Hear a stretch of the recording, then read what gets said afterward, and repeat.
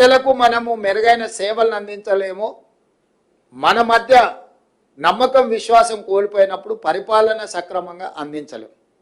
మీరు సంపూర్ణమైన విశ్వాసం ఈ ప్రభుత్వం మీద పెట్టండి. ఈ ప్రభుత్వం మీది. ఇందులో నా పాత్ర నిర్ణయాలు చేయడం వరకే. ప్రతి రూపాయి, ఏ రూపాయి నా దగ్గరికి రాదు, ఏ రూపాయి నేను చూడను. మీరు పెట్టే సంతకాలను బట్టే రూపాయి పోవడం, రూపాయి రాకడం, రూపాయి పోకడం, ఈ రెండు.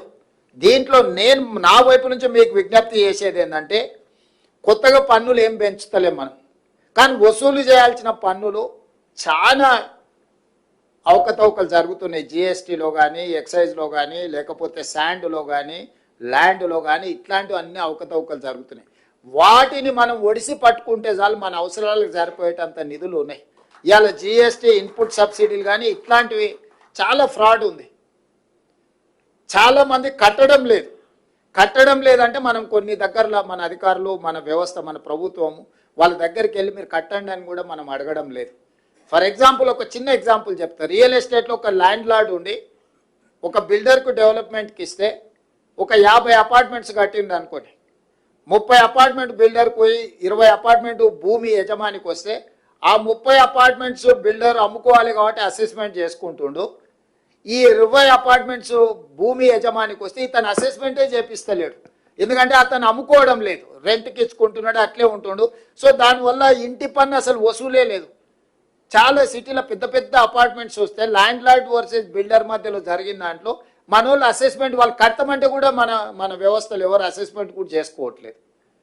ప్లస్ 5,000 స్క్వేర్ ఫీట్కు పర్మిషన్ తీసుకొని 10,000 కట్టుకుంటారు. ఇంటి పన్ను 5,000కే కడుతురు. మనం పన్ను పెంచాల్సిన పని లేదు.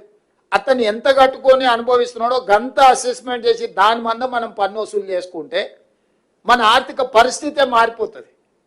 అసెస్మెంట్ చేయకుండా పోయిన వాటిని అసెస్మెంట్లకు పట్టుకొచ్చి అసెస్మెంట్లో ఉన్న వాటిని యాక్చువల్గా ఎంత బిల్డింగ్ కట్టిరో దాన్ని మనము పరిధిలోకి పట్టుకొస్తే ఎవరు కొనుక్కున్నా, ఏ వస్తువులు కొనుక్కున్నా బిల్లు చేపించి దాంట్లో జిఎస్టీ వసూలు చేస్తే ఇట్లాంటి చిన్న చిన్న మన పరిపాలనలో చిన్న చిన్న కరెక్షన్స్, దీంట్లో పెద్ద భారము లేదు, పెద్ద ఎవరిని మనం అనవసరంగా తప్పించుకుంటున్న వాళ్ళని పట్టుకోవడమే మన పని. మనం కొత్తగా వాళ్ళ మీద ఏం అదనపు భారం మోపడం లేదు. ఇట్లాంటివి మీ వైపు నుంచి నేను సహకారం కోరుకుంటున్నాను. ఇవన్నీ కూడా సంక్షేమ పథకాలు అమలు చేయడానికి, రాష్ట్రాన్ని అభివృద్ధి చేయడానికి, రాష్ట్ర ప్రభుత్వంలో సేవలు అందిస్తున్న ప్రభుత్వ ఉద్యోగస్తులకు, అవుట్సోర్సింగ్ కాంట్రాక్ట్ ఉద్యోగస్తులకు కూడా మనం సరైన జీతభత్యాలు, మీ అందరికీ సరైన జీతభత్యం ఇచ్చినప్పుడే ఎవరైనా, ఒక చిన్న డ్రైవర్ అయినా ఫస్ట్ వీక్లో జీతం టైంకి ఇస్తే, ప్రాంప్ట్కి ఇస్తే వాడు టైంకు డ్యూటీకి వస్తాడు, డ్యూటీ చేస్తాడు. మనకు కూడా అథారిటీ ఉంటుంది. 2 రోజులు డుమ్మా కొడితే ఏమో ఎక్కడ తిరిగిపోయినావు అని అడగనికి. మనం అది ఇయ్యలేదు అనుకో, నెల జీతం ఎప్పుడు ఇస్తావో తెలియకపోతే వాడు ఎప్పుడు వచ్చినా అప్పుడే సరే చేయనీలే అని. మిమ్మల్ని కూడా మీ నుంచి పని ఆశించాలంటే మీకు నిజంగా మీ జీతభత్యాలతో పాటు మీ బెనిఫిట్స్ కూడా సరైన సమయంలో ఇవ్వాలి, అందించే విధంగా చూడాలనేది నా ఆకాంక్ష, నా ఆలోచన. తప్పకుండా మీరు ఏవేవైతే విషయాలు నా దృష్టికి తీసుకొచ్చిండ్రో వీటన్నిటిని ఇయ్యాల పెంచిన ఒక్క డిఏతోని నాకు ప్రతి నెల 227 కోట్ల రూపాయలు అదనపు భారం పడుతుంది. ఈ రోజు నుంచి మీకు ఈరోజు పెంచిన అని చెప్పిన డిఏకి ప్రతి నెల నా మీద ఆర్థిక భారం 227 కోట్ల రూపాయలు. అయినా మీకోసం మీ దగ్గరకు వచ్చినప్పుడు ఏదో ఒక మంచి వార్త చెప్పడం, కనీసం మా అన్న వచ్చిండు, కనీసం చిన్నదో పెద్దదో అన్న మాకు సంతోషం కలిగించే మాట చెప్పిండని అనిపించాలని మీ డిఏ విషయంలో నిర్ణయం తీసుకున్న. మిగతా మీ ఆరోగ్య భద్రత విషయంలో కానీ, మీ రిటైర్మెంట్ బెనిఫిట్స్ కానీ, అదర్ బెనిఫిట్స్ కానీ, అదేవిధంగా సంఘం ఆఫీస్ గురించి కూడా చెప్పడం జరిగింది. తొందరలోనే జిల్లాలు రకరకాలుగా నచ్చితే నజరానా టైపుల మండలాలు, రెవెన్యూ డివిజన్లు, జిల్లాలు ఆయన చేసిపోయాడు. ఇప్పుడు జిల్లా ఒక నియోజకవర్గం ఉంది, ఒక జిల్లా 14 నియోజకవర్గాలు ఉన్నాయి. రకరకాలుగా ఇర్రేషనల్గా చేసిండు. నిన్నమన్న అందరూ చర్చలు, విజ్ఞప్తులు చేస్తారు. మా కొన్ని మండలాలు తీసి అనలేయండి, కొన్ని మండలాలు తీసి ఇన్లేయండి అని, లేకపోతే వరంగల్ అయితే వరంగల్ అనుకోకుండా మాది ఒకటే సిటీ 2 జిల్లాలు చేసిరు. మొత్తం మా ఉనికి మనుగడనే పోయింది, దాన్ని మొత్తం కలిపి ఒకటే జిల్లా చేయండి అని ఇట్లా రకరకాల డిమాండ్లు వస్తున్నాయి. మళ్ళీ పొలిటికల్ డెసిషన్స్ తీసుకుంటే న్యాయం జరగదు, సరైన విధంగా విభజన జరగదు. తొందరలోనే ఒక retired high court or supreme court judge జడ్జితో పాటు ఆఫీసర్స్ను, రెవెన్యూ, ఈ ఇతర శాఖలలో పనిచేసిన అధికారులతోని మనం ఒక కమిటీ వేసుకుందాం. నియోజకవర్గాల పునర్విభజన అంటే నియోజకవర్గాల పునర్విభజన ఎట్లయితే గతంలో చేసినప్పుడు ఒక కమిషన్ వేసి ఆ కమిషన్ ద్వారా పబ్లిక్ హియరింగ్ చేసి వివిధ ప్రాంతాల పర్యటన చేసి ఎట్లయితే సమాచారాన్ని సేకరించి చేసిండ్రో, ఈరోజు మండలాలు కానీ, రెవెన్యూ డివిజన్లు కానీ, జిల్లాలు కానీ వీటిని తగ్గించడం అనను, పెంచడం అనను, వీటిని రేషనలైజ్ చేయడం. అంటే వీటిని ఏ రకంగా చేయాలా, జిల్లాల మండలంలో ఎంత జనాభా ఉండాలి, రెవెన్యూ డివిజన్లో ఎంత జనాభా ఉండాలి, జిల్లాలో ఎంత జనాభా ఉండాలి అనేది ఒక ప్రాతిపదిక చేసుకోవాలి. ఒక దగ్గర 3 లక్షలు ఉండి ఒక దగ్గర 1 కోటి ఉండరు అనుకో, దీన్ని ఏ రకంగా మనము పరిపాలన చేయగలుగుతాం? ఇట్లాంటి సమస్యలు మా దృష్టికి వచ్చినాయి. తొందరలోనే దీనికి సంబంధించి రేపు బడ్జెట్ సమావేశాలలో పూర్తి స్థాయిలో చర్చ చేస్తాము. చేసి ఒక retired high court or supreme court judge నేతృత్వంలో ఒక కమిషన్ అపాయింట్ చేస్తాం.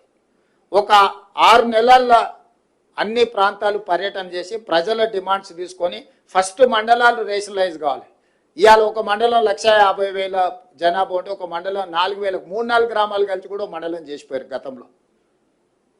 ఓ లీడర్ నచ్చితే ఆ లీడర్ ఊరినే దాని చుట్టూతో 2 ఎంపీటీసీలు కలిపి 3 కలిపి ఒక మండలం చేసింది. నేను అంతకుముందు ఎంపీగా ఉంటే మల్కాజ్గిరి పార్లమెంట్లో జిల్లా పరిషత్ మీటింగ్కి పోయి కూర్చున్నాం. అందరు కూర్చుని కింద చూస్తే ఎవరు లేరు. నేను సీఈఓని అడిగిన, మీటింగ్ స్టార్ట్ చేయాలి కదా, జడ్పీ జిల్లా పరిషత్ వీళ్ళంతా ఎక్కడ ఉన్నారని.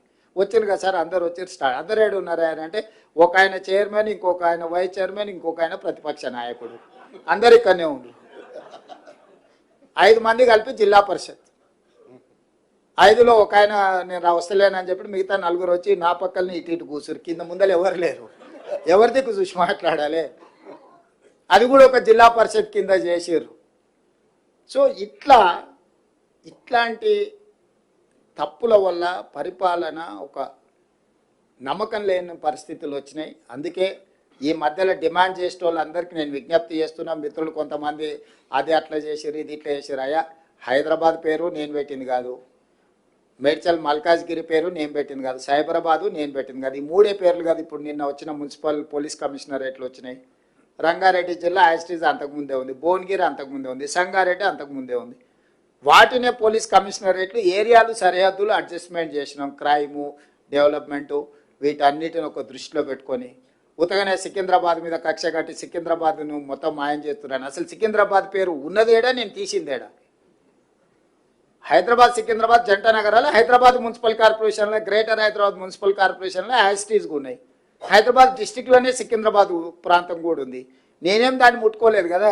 గ్రేటర్ హైదరాబాద్ మున్సిపల్ కార్పొరేషన్ అట్లనే యాస్టీస్గా ఉంది. మేడ్చల్ మల్కాజ్గిరి గతంలోనే జిల్లా పెట్టారు, అదే పేరు అట్లనే ఉంది. సైబరాబాద్ ఎప్పుడో పెట్టింది, అదే అట్లనే ఉంది. అంతకుముందు సైబరాబాద్ కమిషనరేట్ ఉంది. ఒకటి వాళ్ళకి కావాల్సిన రాచకొండ దొరల కోట పేరు పెడితే గదొక్కటి తీసినాయా? గదొక్కటి ఒకవేళ చేస్తే గీస్తే కన్నా కోటల పేర్లు మనకెందుకు, రాజుల పేర్లు మనకెందుకు, కానీ సామాన్యుల పేర్లు ఉంటే బాగుంటుందని. రాచకొండ అనేది తెలుసు కదా, దేవరకొండ, రాచకొండ, పద్మనాయకుల కోటలు అవి. వారికి నచ్చినట్టు అవి పెట్టినట్టున్నాడు. అది ఇర్రేషనల్గా ఉంది అని చెప్పి భువనగిరి జిల్లా అని చేసినాం.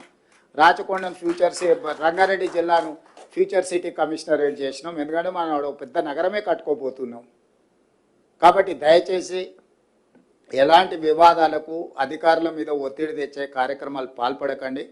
రేపు పొద్దుగాల మండలాలు, రెవెన్యూ డివిజన్లు, జిల్లాలు పునర్వ్యవస్థీకరించడానికి ఒక జ్యుడిషియల్ కమిషన్ లాగా